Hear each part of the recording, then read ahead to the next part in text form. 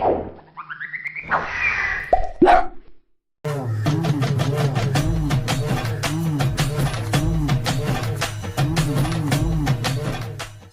வீடியோவை ஸ்கிப் பண்ணாமல் ஃபுல்லாக பாருங்க. எனக்கு என் ஃப்ரெண்டு சுகுமாருக்கும் சரியான வாக்குவாதம், செம்ம சண்டை முத்திடுச்சு. அப்புறம் பார்த்தா கோதாவில் சண்டை போட்டுக்கலாண்டா, இங்கே வாயில் பேசாதடா அப்படின்ட்டான். நானும் பார்த்துக்கலாண்டா, பொய்யால ரெடியாக தான்டா இருக்கிறேன், சிங்கிள்ஸ் வச்சுக்கலாம் அப்படின்னு. உடனே சுகுமாரு, இங்கே எல்லாம் பேசாத, 4 ஏரியா கிரவுண்டுக்கு வா, நீ என்ன பார்த்துடலாம்னா. சரின்ட்டு நானும் என்ன பண்ணேன், போட்டான்னு மறுநாள் காலையில் கிரவுண்டுக்கு போனேன். பையன் கோயிந்தா வந்தான். அவன்கிட்ட எடுத்து போய் போனை காமிச்சேன், தெரிச்சு ஓடிட்டான். என்ன காமிச்சேன் தானே கேட்குறீங்க? அவன் தானே சொன்னான் நீ என்ன பார்த்துடலான்னு. அதான் விஜய் டிவி எபிசோட அவன்கிட்ட காமிச்சேன், நீ என்ன எபிசோட போட்டான். இந்த வீடியோவை ஸ்கிப் பண்ணாமல் ஃபுல்லாக பாருங்கள். என் ஃப்ரெண்டு கந்தசாமியோட ஆயா மண்டையை போட்டாங்க, அதாங்க செத்துட்டாங்க. செத்த உடனே இவங்க கொலை வழக்கப்படி எரிச்சிருவாங்க. ஸோ அதனால் என் ஃப்ரெண்டு வந்துட்டு குடும்பத்தோட சுடுகாட்டுக்கு அவங்க ஆயாவை கூப்பிட்டு போய் எரிச்சிட்டு திரும்பி பார்க்காம திருப்பி வந்துட்டான். நான் போயிட்டு அந்த எரியிற நெருப்பு எல்லாத்தையும் அணைச்சிட்டேங்க. ஏன்னா அதுக்கு ஒரு ரீசன் இருக்குது, சொல்கிறேன். உடனே அவன் வந்து என் சட்டையை பிடிச்சிட்டு ஏன்டா எரியிற நெருப்பை வந்து அணைக்கிற அப்படின்னு கேட்டான்.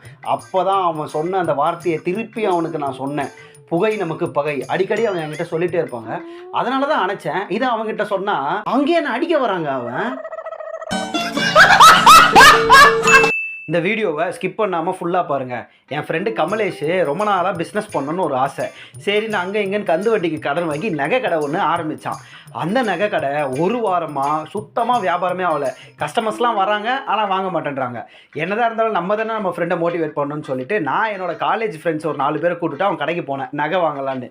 நாங்கள்லாம் என்ன பண்ணோம், நகையெல்லாம் ஆர்டர் பண்ணிட்டோம். ஆளுக்கு ஒரு கிராம் 2 கிராம் என்ன காசு இருக்கோ எல்லாத்துக்கும் நகை ஆர்டர் பண்ணிட்டோம். பேக் பண்ணும்போது என்ன பண்ணான்னா, திடீர்னு கடைக்காரங்கலாம் சாணியில் ஒரு நகையை முக்கிறான், இன்னொரு நகை மேலே கிரீஸ் தடவுறான், எடுத்துகிட்டு வந்து கொடுக்குறாங்க. நான் செம்ம டென்ஷனாக என் ஃப்ரெண்டுகிட்ட கேட்டேன், என்னடா இப்படிலாம் பண்ணுறீங்க அப்படின்னு கேட்டேன். அதுக்கு அவன் ஒன்று சொன்னாங்க, மச்சான் எங்கள் கடையில் நகை வாங்கினா, அதாவது எங்கள் கடையில் தங்கம் வாங்கினா நாங்கள் சேதாரத்தோடு தாண்டா கொடுப்போம், அதனால தாண்டா இதெல்லாம் அப்படின்ட்டாங்க. இந்த வீடியோ ஸ்கிப் பண்ணாமல் ஃபுல்லாக பாருங்கள். ஆக்சுவலாக என்னோடய ஃப்ரெண்டு கதிரேசன் ஒரு படத்தை டைரக்ட் பண்ணிகிட்டு இருக்கான். ஷூட்டிங் ஸ்பாட்டு நானும் பார்க்கணுன்னு ரொம்ப நாளாக கேட்டுட்டு இருந்தேன்னு கூப்பிட்டானேன்னு போனேன். உடனே என் ஃப்ரெண்டு டைரக்ட் பண்ணிட்டு இருக்கான் இல்லையா, அசிஸ்டன்ட் டைரக்டரை கூப்பிட்டு மாதம் வேணும் அப்படின்னு சொல்லிட்டான். அசிஸ்டன்ட் டைரக்டரும் ஹீரோ கிட்ட போயிட்டு, சார் இன்னும் மாதம் நடந்து வாங்க சார் அப்படின்னு சொல்லிட்டான். ஹீரோ வந்தார், மறுபடியும் வந்துட்டு என் ஃப்ரெண்டு அசிஸ்டன்ட் டைரக்டரை கூப்பிட்டு மாதம் வேணும்னு சொல்லிட்டான். உடனே அசிஸ்டன்ட் டைரக்டர் ஹீரோ கிட்ட போயிட்டு, சார் இன்னொரு வாட்டி நீங்கள் மாதம் நடந்து வாங்க சார்னு சொல்லியிருக்காங்க. அப்போ அந்த ஹீரோவும் நடந்து வந்திருக்காரு. மறுபடியும் என் ஃப்ரெண்டு அசிஸ்டன்ட் டைரக்டரை கூப்பிட்டு மாசா வேணும்னு சொல்லியிருக்கான். உடனே அசிஸ்டன்ட் டைரக்டர், சார் இதுக்கு மேலே நம்ம ஹீரோ கிட்ட வந்து மாசா கேட்டோன்னா ஒரு படத்தை விட்டு போயிடுவார் சார் அப்படின்னு சொல்லியிருக்கான். அதுக்கு என் ஃப்ரெண்டு, அட லூஸ் அசிஸ்டன்ட்டு, நான் சொன்னது சீன் மாசா இல்லடா, சீன் எப்பயோ ஓகே ஆகிடுச்சு, அடிக்கிற வெயிலுக்கு எனக்கு மாசா வேணும்டா, அதுதான்டா உங்ககிட்ட இத்தனை நேரமாக கேட்டேன் அப்படின்னு சொல்லிட்டாங்க. அவன் கேட்ட இந்த கேள்விக்கு மொத்த ப்ரொடக்ஷன் டீமுமே அதிர்ந்து போச்சுங்க. இந்த வீடியோவை ஸ்கிப் பண்ணாமல் ஃபுல்லாக பாருங்கள். என் ஃப்ரெண்டு தர்மலிங்கம் ஒரு நல்ல கம்பெனியில் வேலை பார்க்குறான். என் ஃப்ரெண்டோட முதலாளி அவனை ஒரு லொக்கேஷன் காமிச்சு காசு வாங்கிட்டு வரணும்டா அப்படின்னு சொல்லியிருக்காரு. என் ஃப்ரெண்டும் என்ன பண்ணால், என்னை கூப்பிட்டா நான் வர முடியாதுன்ட்டேன். உடனே அவன் அப்புறம் லொக்கேஷன்லாம் போட்டு அந்த இடத்துக்கு போயிட்டான். காசு தரவர் முன்னாடி போயிட்டு பிளட்டோட, அதாவது உடம்பு ஃபுல்லாக ரத்தத்தோட போய் காசு கேட்டிருக்கான். உடனே காசு தரவர், என்ன தம்பி உடம்பு ஃபுல்லாக அடிபட்டு ரத்தத்தோட வந்திருக்க அப்படின்னு கேட்டிருக்காரு.